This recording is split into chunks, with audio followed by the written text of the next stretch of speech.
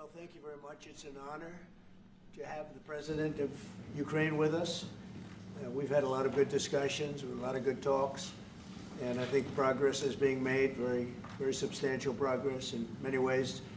We had a good meeting, as you know, just a short while ago with the President of Russia, and I think there's a possibility that something could come out of it, and today's meeting is very important. We have, I guess, the seven very powerful leaders from Europe, and we're going to be meeting with them right after this meeting, and thank you very much for being here. Thank you so much, Mr. President.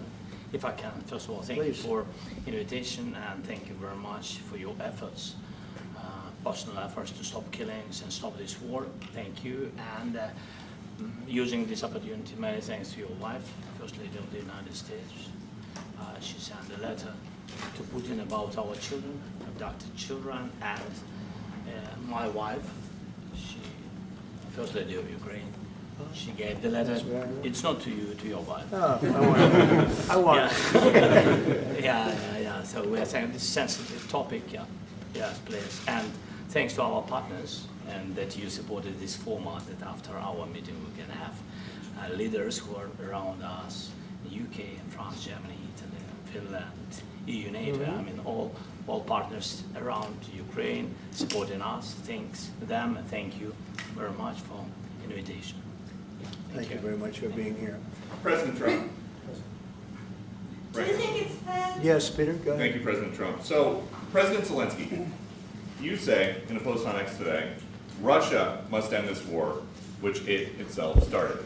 President Trump, you say President Zelensky of Ukraine can end the war with Russia almost immediately if he wants to. Which is it? Yeah, I think that's true. I think we're going to have a meeting. I think if everything works out well today, we'll have a trilat. And I think there will be a reasonable chance of ending the war when we do that.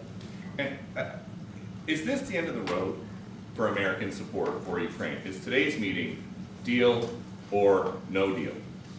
I can never say that. It's never the end of the road. People are being killed, and we want to stop that. So I would not say it's the end of the road. No, I think we have a good chance of doing it. It's been almost 4 years now that a lot of people were killed last week. A lot of people last week. I mean, millions of people killed, but a lot of people last week for whatever reason. A big number, a lot of soldiers, on both sides. And I know the president, I know myself, and I believe Vladimir Putin wants to see it ended. And as you met with Putin on Friday, today you've got President Zelensky here.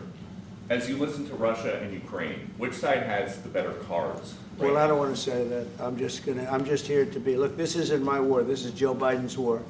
He's the one that had a lot to do with this happening, and we want to get it ended. And we want it to end good for everybody. We want it to end good. The people of Ukraine have suffered incredibly. And to that point, President Zelensky, are you prepared to keep sending Ukrainian troops to their deaths for another couple years, or are you going to agree to redraw the maps? Thank you for your question. So, first of all, we live under each day attacks. You know that today have been a lot of attacks and a lot of wounded people, and the child was dead, small one year and a half. So we need to stop this war, to stop Russia, and we need support, American and European partners. And we will do our best for this. So, and I think we show that we are strong people, and we supported the idea of the United States, of personally of President Trump, to stop this war, to make a diplomatic way of finishing this war. And we are ready for trilateral, as President said. This is a good signal about trilateral. I think this is very good. Thank you. Mr. President,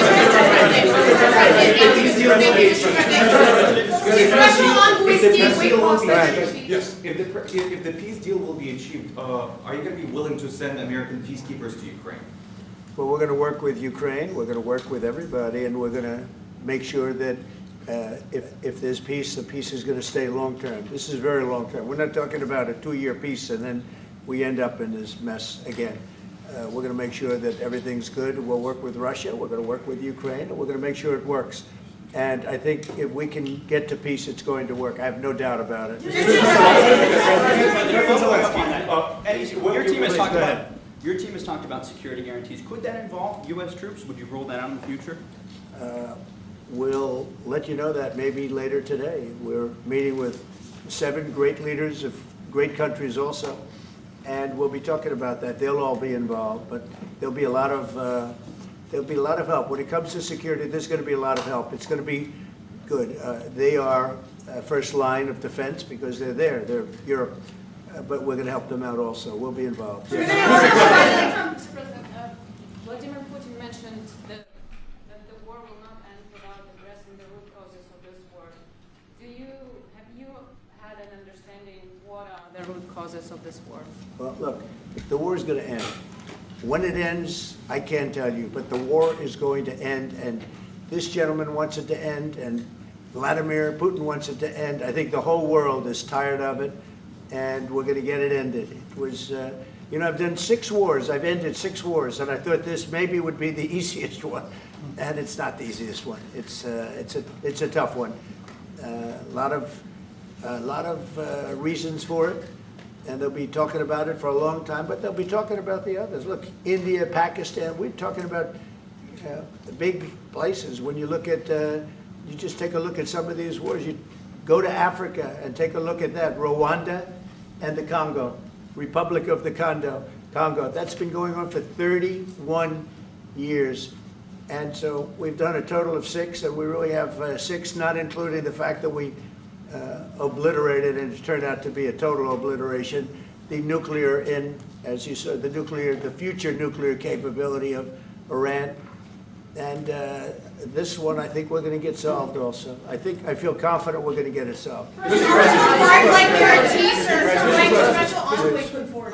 Thank you, Mr. President. Can you tell us about your conversations with European leaders and what they need to see to support an end to the war? Yeah, well, we're going to be meeting with a great representative group and 7 very powerful, very big countries, and great people, all friends of mine and friends of yours.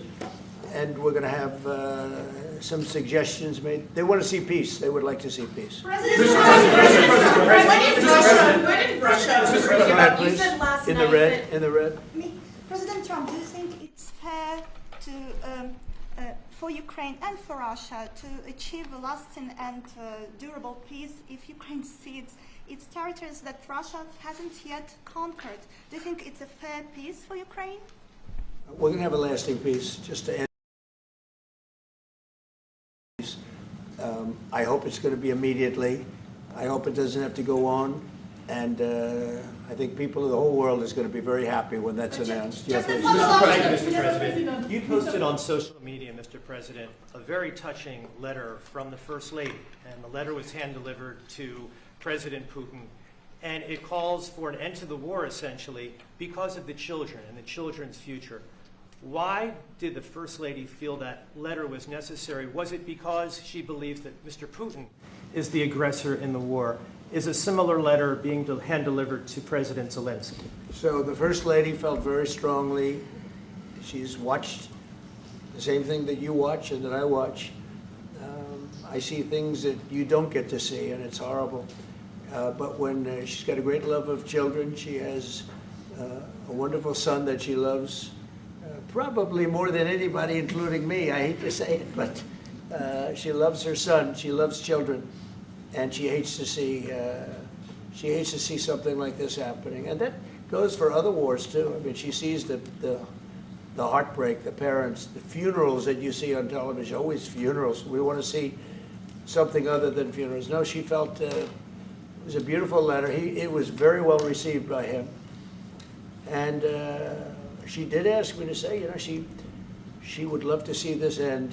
She would love to see it end, and she says it very openly, very proudly, and with great sorrow because so many people have been killed. Mr. President, last week, Brian, go ahead, Brian. Yes, sir. I've got a question for each of you. Yes. First of all, President Zelensky. You look fabulous in that suit. I said the same thing. Yeah, you look good. I said the same thing. Yeah, looks Isn't good that on nice? you. That's the one that attacked you last time. See, now he's in. I remember that. I apologize to you. You look wonderful. No, my first question for you, President But you Zelensky. are in the same suit. You see, I changed. You are. Maybe yours is much better than mine. Real quickly, upon peace, God willing we get peace, are you open to holding an election in your country? Yes, of course. We are open for election, yes. We have to do safety circumstances. And a little bit, we need to work in the parliament, because during the war you can't have elections, but we can do security. We need, maybe, how to say, we need a truth, yes, everywhere, in the battlefield, in the sky, in the sea, yeah, to make possible for people to do democratic, open, legal elections. So you say we're ready. during the war you can't have elections. So let me just say 3.5 years from now. So you mean if we happen to be in a war with somebody, no more elections? Oh, that's good. I wonder what the fake You like news this is gonna idea? say. Yeah. No, this is- No. Speaking of news, I got a question for you. This sounds insane for me even to ask this, but do you think the American media really doesn't even want a peace deal? Because they've seen they've been so critical of you every step of the way as you lead the charge for peace. It's an amazing phenomenon. I said that if in the settlement you got Moscow, St. Petersburg, and thousands of miles around them, they would say, I made a bad deal. The level of hatred and animosity is incredible. Not with all. I mean, we have great people up here. We also have terrible people up there that I think are told what to say. But, you know, in solving all of these wars, they don't even write about it. You know, I saw major wars. I saw wars that have been going on for 31, 35, and 37, and a couple of quicker ones. One that was going to go into a full-blown deal very quickly. You know what the one I'm talking about. It was a big one. But they don't even write about that. No matter what I do, no matter what, and you know, this is not anything to do with you. It's probably to your advantage in a certain way. But no matter what I do, no matter what deal I make, from my standpoint, you'll come out good. Maybe President Putin will come out good. But they'll say, Trump was absolutely horrible. It's just it. And I've lived with that for a long time. I've lived with it since just before the first election. I used to get great publicity. Now I get the worst publicity anyone's ever gotten in office, but I won in a landslide, so the people understand. They're the only ones that count, ultimately. But I've also had great reporters. I've had journalists that are very good. But it's very sad when you do the right thing. As an example, they said, because of the fact that Vladimir Putin came to American soil, this was a tremendous defeat for Donald Trump. No, it was really wonderful that he did it. It was a hard thing for him to do, to be honest with you. It was the opposite of what they said, but they said it. Now, if he didn't come, they'd say that was also bad for Trump. You know, there's no way. And there's just a great dishonesty of the press, and I think that's why it's lost its credibility. You know, its credibility is at an all-time low. We have a thing going on right now in D.C. We went from the most unsafe place anywhere to a place that now friends are calling me up, Democrats are calling me up, and they're saying, sir, I want to thank you. My wife and I went out to dinner last night for the first time in 4 years, and Washington, D.C. is safe, and you did that in 4 days. I'll tell you, it's safe. I had another friend of mine, he has a son who's a great golfer, he's on tour, and he came in 4th yesterday in the big tournament where Scotty Scheffler made the great shot, and he said his son is going to dinner in Washington, D.C. tonight. I said, would you have allowed that to happen a year ago? He said, no way, no way. He said, what you've done is incredible. And I think the people realize it. But the press says, he's a dictator, he's trying to take over. No, all I want is security for our people. But people that haven't gone out to dinner in Washington, D.C. in 2 years are going out to dinner. And the restaurants the last 2 days were busier than they've been in a long time. Sir, Thank I you. walked around yesterday with MTG. If you can walk around with DC with MTG and not be attacked, the city is safe. Sir, on the security guarantees, Thank you, Mr. President. Last week, you warned of what you called severe consequences if a 30-day ceasefire or any type of ceasefire were not agreed to by Russia. Will there be severe consequences? Does that change because of I your don't meeting think with you need a President Putin? ceasefire. You know, if you look at the 6 deals that I settled this year, they were all at war. I didn't do any ceasefires. And I know that it might be good to have, but I can also understand strategically why, well, you know, one country or the other wouldn't want it. You have a ceasefire and they rebuild and rebuild and rebuild, and, you know, maybe they don't want that. But if you look at the 6 deals that we made peace and you know, long-term, long-running wars, I didn't do any ceasefires. Would I like the concept. You know, I like the concept of a ceasefire for one reason, because you'd stop killing people immediately, as opposed to in 2 weeks or 1 week or whatever it takes. But we can work a deal where we're working on a peace deal while they're fighting. They have to fight. I wish they could stop. I'd like them to stop. But strategically, that could be a disadvantage for one side or the other. But all of these deals I made without even the mention of the words ceasefire. President Zelensky, are Can you you disappointed that there's no explain the ceasefire? decision to offer Ukraine Article 5-like security guarantees, but stop short of pushing for their full membership? Yeah, well, we haven't done anything on that yet. If you look back and you go back long before President Putin, it was always a statement that they would never allow Ukraine into NATO. So that was a statement that was made, but we haven't discussed any of that yet. We're going to be discussing it today. But we will give them very good protection, very good security. That's part of it. And the people that are waiting for us, they are, I think they're very like-minded. They want to help out also. Thank you, President. Thank you, President Trump. Are you disappointed there's no The United ceasefire, States, Mr. President? the United States has already given hundreds of billions of dollars to this war effort in Ukraine. At best, it is a stalemate, and the killing continues. So, President Trump, how much more is the United States willing to give Ukraine? And President Zelensky, how much more do you want? Well, I'll start off just by saying we're not giving anything now. We're selling weapons. This is something before, I guess the number is well over $300 billion. That was under Joe Biden, a corrupt politician, not a smart man, never was. By the way, go back 40 years. He was not a smart man 40 years ago either, but now he's in particular bad. This was done by a corrupt administration that shouldn't have been in, and frankly, if the right results of the election were given, if I were president, this war would have never taken place, and he would have been very happy, because he would have liked to have seen. I mean, they went through hell. He went through hell. This war would have never happened, and the people that were killed, a couple of million people, a lot of people with soldiers and everything else, and the people that have been displaced and forced into other areas and other countries because of what's happened, none of that would have happened. And I'm just saying that he was a horrible president, whether it was the borders or this. He was just a horrible, corrupt president. Thank you so much. So first of all, we have possibility now to buy weapons from the United States. We are thankful for this program and this opportunity. We are thankful for Europe. They pay for this. And through NATO program, for example, Pearl and etc., we have some programs where we can have some money to finance this. And this is a part, I think, it's not a part for the war and to defend us. It also will be a part for security guarantees, to strengthen our army, to rearm Ukrainian army. This is very, very important.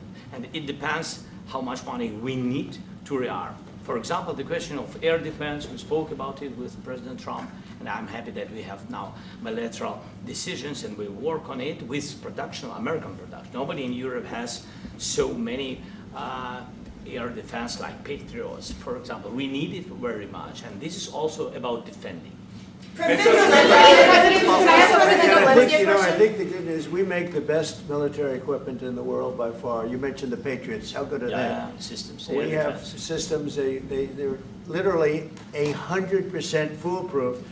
And it's really like shooting two bullets, you know, two bullets hitting each other in the air in a space like this. The chances, 100%. It's 99 to 100%. So we sell the equipment to NATO, and NATO does what, I don't know what the arrangement is that you have with, but I know that they want you to have the equipment. And we're getting the best equipment in the world, but they pay us for the equipment. Under Biden, it was just crazy what was going on. I believe the number is over 300. I think it could be $350 billion worth of equipment and money and everything else. And we've made more progress in settling this war in the last 2 months than they made in 4 years. This should have been settled a long time ago, but it should have never happened. Yeah, please. Real quickly, you pushed out on social media. All right, Brian, go first. You pushed out on social media about doing away with mail-in ballots and potentially electronic voting machines. Can you expand on that and how important Well, that is? that's a very off-topic, just really quickly. Mail-in ballots are corrupt. Mail-in ballots, you can never have a real democracy with mail-in ballots. And we, as a Republican Party, are going to do everything possible that we get rid of mail-in ballots. We're going to start with an executive order that's being written right now by the best lawyers in the country to end mail-in ballots because they're corrupt. And you know that we're the only country in the world, I believe, I may be wrong, but just about the only country in the world that uses them because of what's happened. Massive fraud all over the place. The other thing we want change are the machines. For all of the money they spend, it's approximately 10 times more expensive than paper ballots. And paper ballots are very sophisticated with the watermark paper and everything else. We would get secure elections. We'd get much faster results. The machines, I mean, they say we're going to have the results in 2 weeks. With paper ballots, you have the results that night. Most people, but most people, many countries use paper ballots. It's the most secure form. So between paper ballots, very, very important, paper ballots, and I think maybe even more important, the mail-in voting. We're going to end mail-in voting. It's a fraud. If you have mail-in vote, even Jimmy Carter with this commission, they set it up. He said the one thing about mail-in voting, you will never have an honest election if you have mail-in. And it's time that the Republicans get tough and stop it because the Democrats want it. It's the only way they can get elected. Because with men and women's sports and with transgender for everybody and open borders and all of the horrible things, and now the new thing is they love crime. They're fighting me on the fact that I've made Washington, D.C. safe. We're not going to get mugged, beaten up, or killed like all the people you've been watching get so badly hurt. I'm glad, I hate to take your time with this, but I'm glad you asked me that question. We're going to stop mail-in ballots because it's corrupt. You know, when you go to a voting booth and you do it the right way and you go to a state that runs it properly, you go in, they even ask me, they asked me for my license plate, for identity. I said, I don't know if I have it. They said, sir, you have to have it. I was very impressed, actually. But it's very hard to cheat with mail-in voting. As you know what happens in California, it's so corrupt, where some people get 5, 6, 7 ballots delivered to them. Now, we got to stop mail-in voting, and the Republicans have to lead the charge. The Democrats want it because they have horrible policy. If you have mail-in voting, you're not going to have many Democrats get elected. That's bigger than anything having to do with redistricting, believe me. And the Republicans have to get smart. We're not going to have a country. I said for a long time at rallies, you need borders and you need free and fair elections. Those two things, otherwise you don't have. We have strong borders now. In 90 days, Mr. President, we didn't have 0 in 3 months. Not one person came in illegally into our country. In fact, even I find that hard to believe, but it's run by a little bit of a liberal group that put out the numbers, so I guess it's, but 0, 0, and 0. You go back a year ago, 2 years ago, 3 millions of people poured into our country. It was terrible. Thank you very much. President Zelensky, what security guarantees do you need from President Trump to be able to make a deal? Is it American troops, intelligence, equipment? What is it? Everything. And really, it includes 2 parts. First, strong Ukrainian army. That's what I began to discuss with your colleagues.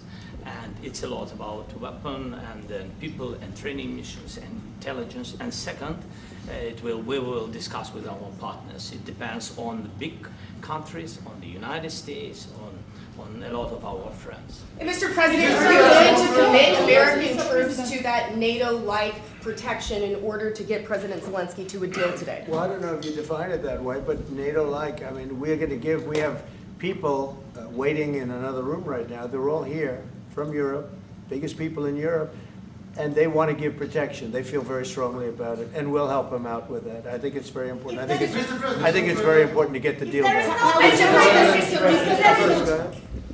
You've been involved with the peacekeeping in Ukraine since your first day in the administration. What would you say to the Ukrainian people right now who are suffering under the Russian attacks and hoping that the American people will stand with them? Well, I know Ukrainian people. I've known many over the years. They're great people. They're smart. They're energetic. They love their country. I mean, they love their country, and we want to get this war ended. That's all I can do. I love the Ukrainian people, but I love all people. I love the Russian people. I love them all. I want to get the war stopped. Very important. Mr. President, was there any aspect of your discussion with Vladimir Putin that left you disappointed?